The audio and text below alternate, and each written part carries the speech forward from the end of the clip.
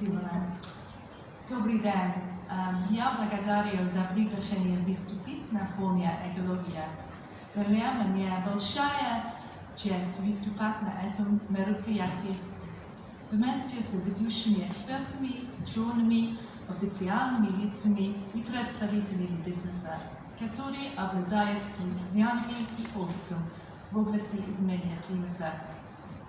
Я уверена, что сегодняшнее обсуждение будет очень интересным, ведь оно посвящено одной из самых неотложных проблем, стоящих перед нами. Today, the effects of climate change are increasingly and starkly apparent across the world. Сегодня климатические изменения очень быстро растут по всему миру. In the UK, we have seen an increase in flooding, in heat waves, which threatens lives and livelihoods, and which are projected to become worse and more common as the planet warms. В Великобритании мы видим увеличение наводнений, а также жаркого климата, которое угрожает жизни людей. In Russia, extreme weather events have nearly doubled in frequency, and forest fires, which we see sweep across Siberia each year, are underway again this year and only increasing in intensity. В России экстремальная погода увеличила число экстремальных климатических ситуаций за последние 20 лет, и также пожары в Сибири являются насущной проблемой в течение последнего времени, которые также будут продолжаться по прогнозам. 40% of the Russian infrastructure built on permafrost, is threatened, and we understand that the Ministry for Development of the Far East and Arctic estimates it could cost 9 trillion rubles by 2050. 40% инфраструктуры, которая основана на использовании вечной мерзлоты, сейчас находится под угрозой. И как нам говорит Министерство развития Дальнего Востока и Арктики, это может стоить 9 триллионов рублей к 2050 году. The Russian Audit Chamber estimates that climate change could lower Russia's GDP by 3% as early as 2030. Также по оценкам Российской аудитной палаты климатические изменения могут понизить ВВП России на 3% к 2030 году.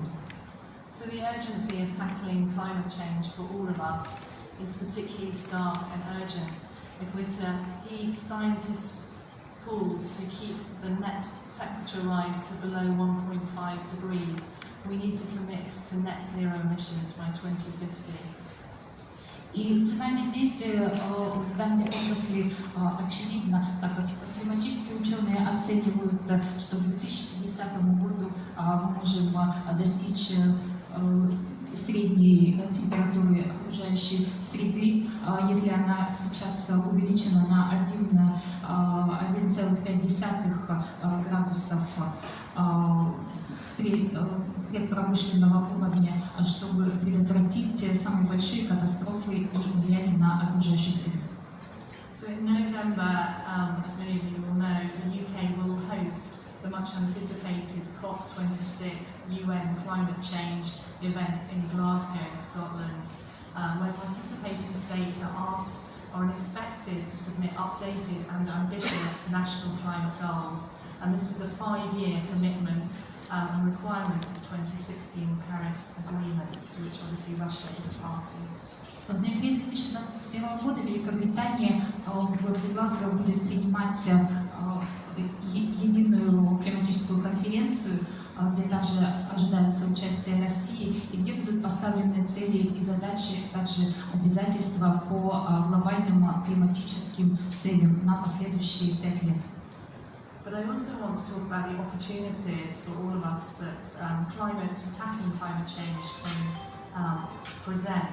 President Putin said in his address to the Federation Council that tackling climate change can provide a stimulus for the modernization of the economy and a direct path to the creation of the new well-paid jobs. Но я также хотела бы обратить ваше внимание на наши обязательства с точки зрения использования природы и окружающей среды. Как сказал господин Путин в своем обращении к Федеральному Совету, работа с проблемами климатических изменений может быть большой мотивацией к модернизации экономики и вовлечению новых рабочих мест. So in the UK, as we are emerging from the COVID-19 pandemic and the economic impacts that's had, the government is committed to growing back green, and that means committing to creating 2 million green jobs in a range of sectors, including offshore wind, improving energy efficiency in our home, and creating a green jobs task force that will help support workers who are transitioning out of old industries and into green industries. В Великобритании, так как мы сейчас выводим нашу экономику из последствий COVID-19 и пандемии, правительство намерено возобновить создание 2 миллионов рабочих мест в сфере экологии, также включая офшорные представительства и улучшение положения в ситуации окружающей среды в существующих рабочих местах. И также будут переданы и переделаны старые рабочие места в сферах промышленности. And from what I'm learning in Russia, Russia has huge potential as well for investment in green growth. The International Finance Corporation estimates that Russia's green investment potential is $313 billion between 2016 and 2030, with particular potential in energy efficiency, renewable energy and green construction. Если мы посмотрим на Россию, у нее значительно большой потенциал для работы, для очищения окружающей среды. И Международный финансовый совет оценивает инвестиции России, которые могут быть вовлечены с 2016 по 2030 год. Они оценивают это в сумму 313 миллиардов долларов. С вовлечением потенциала с точки зрения использования возобновляемой энергии и экологического строительства. And the International Energy Association says that if 30% of total power came from renewables, by 2030 it could save Russia $8 billion a year and create 1.1 million jobs.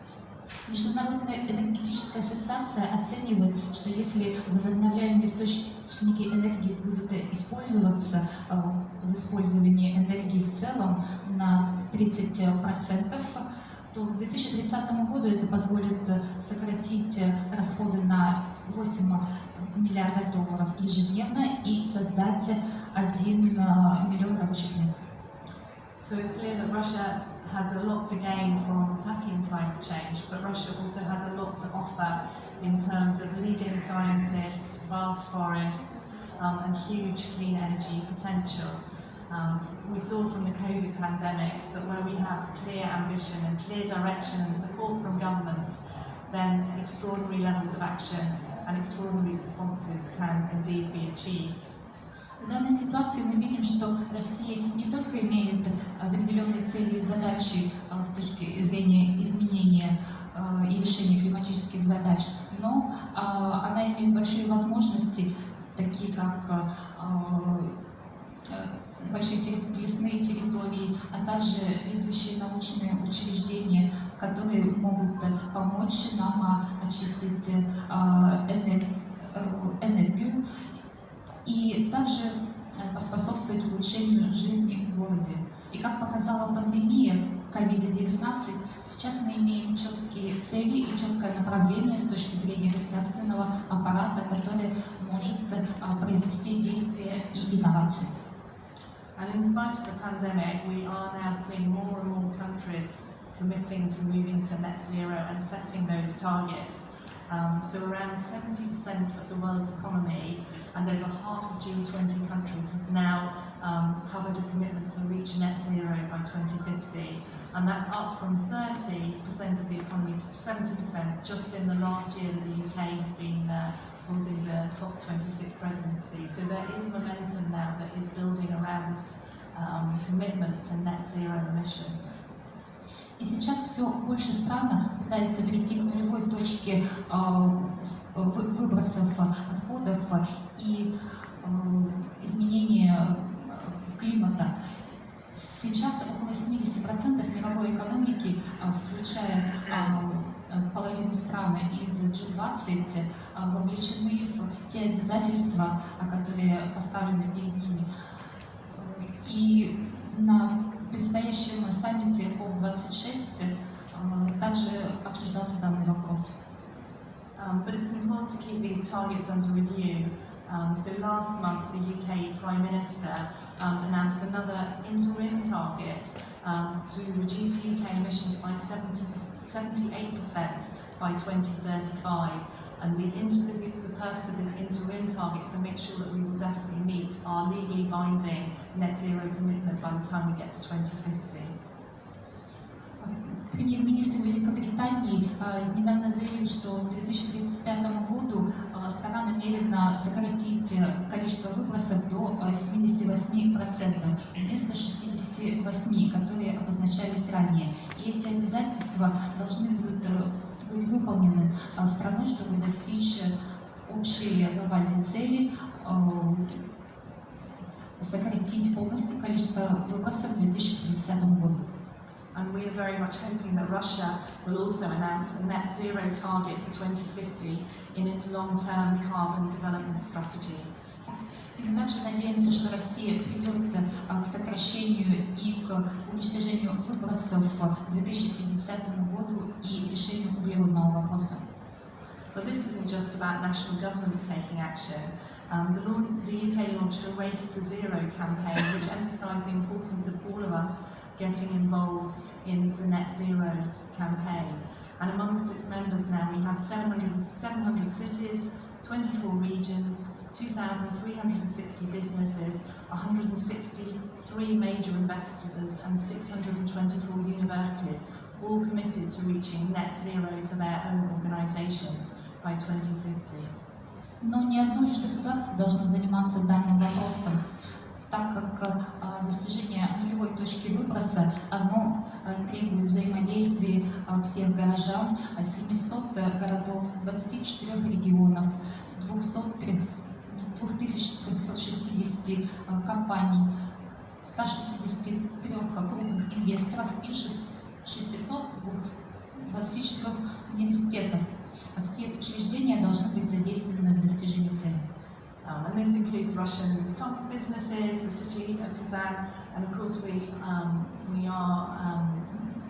know about Sachalin's commitment, ambitious commitment to reach net zero target as well. Также в достижении сокращения выбросов задействованы многие компании из Казани. So I welcome Russia's commitment so far to the international climate agenda, and I hope we can continue the cooperation that we've enjoyed so far up to COP26 and beyond. И я очень рада сотрудничеству с российскими представителями бизнеса, и я приглашаю их к сотрудничеству, чтобы решить климатические проблемы на конференции COP26. Working together to share solutions, bring down cost, drive innovation and accelerate the transition to low carbon economies brings benefit of clean growth and resilient economies to all our citizens. Thank you again for inviting me today, and I very much look forward to hearing from the other speakers. Thank you. Сейчас в обмене нашими мнениями мы можем сократить расходы, продвигать инновации и ускорить переход к низкоуглеродной экономике, что значит улучшение в сфере экономики, а также улучшение окружающей среды для всех горожан. Спасибо за приглашение. Я передаю слово другим спикерам.